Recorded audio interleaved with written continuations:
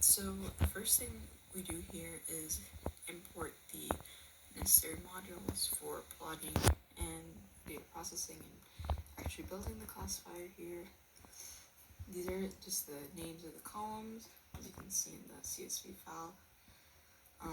This is just for the ease of use here. When we load the data set, I use a CSV file.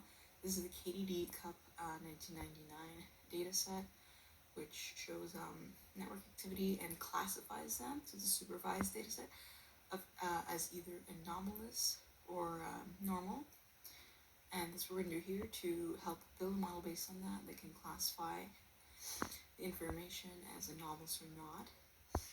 So because the data set is too large to feasibly process, I simply took a 10% random sample of all the data. Now if you want to build another, a more accurate perhaps data set after, and you have the computing power, you could maybe use more of it. This is just to display a small amount of it for the first view. This is to convert the categorical columns into numeric columns so that the model can actually understand and process it. And yeah, these are the categorical columns. So here, like for example, the name of the protocol will be changed into a number. So here we want to separate the features from the target labels. The target label being the class, which is anomalous or non-anomalous, and the features are stuff like this that are used to determine whether it's anomalous or not. So that the whole use of this is based on the features. For example, what kind of prototype is it? What is it flagged as? The model learns to, based on the understanding of those things, understand whether an activity is anomalous or not. So here we want to split the data into what we're going to train it with and what we're going to test it with. So 80% of this 10% sample is spent on training, while 20% is on testing.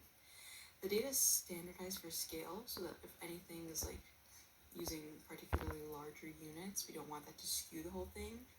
So we're using the standard scaler here, so everything is standardized. Now we're building a random forest classifier, which combines decision trees to find the overall best one. Decision trees being, it makes a flowchart out of all the possible decisions based on a feature, like if it's, for example, a certain protocol, yes or no, and then from that, it comes up with a final classification. So then we use the training data to fit the model and predict on the test set. And here, if we run it,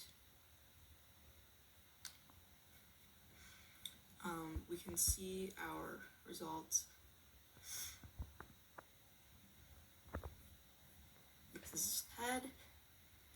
This is the accuracy, 99%, which is very high. And then this is showing precision and recall. So accuracy is not necessarily the only thing we want, because sometimes if you just use that, like if it's all, like if we classify all the correct ones, but then so say we classify everything as anomalous, then yes, it'll accurately get all the anomalous ones, but it's also just classifying everything as anomalous, for example. So you can use other methods such as precision, recall, and F1 score, depending on what you're looking for.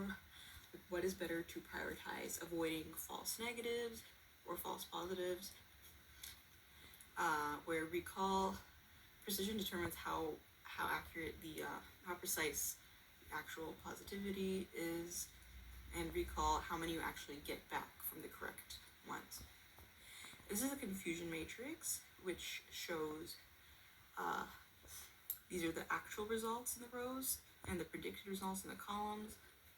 So it shows you basically how much you get right. So this diagonal here is where they meet, and you basically want to have that diagonal as high as possible, because that means it classified them correctly. So these true ones were classified correctly. As you can see, the dark spots here where it's very concentrated are all in the diagonal, which is good in this case. You have very few like outliers correctly misclassified.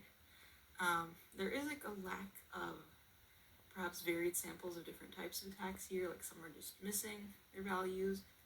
So in the future, you might want to stratify the sample set so we can make sure we get stuff from every possible sample of like anomalous network types.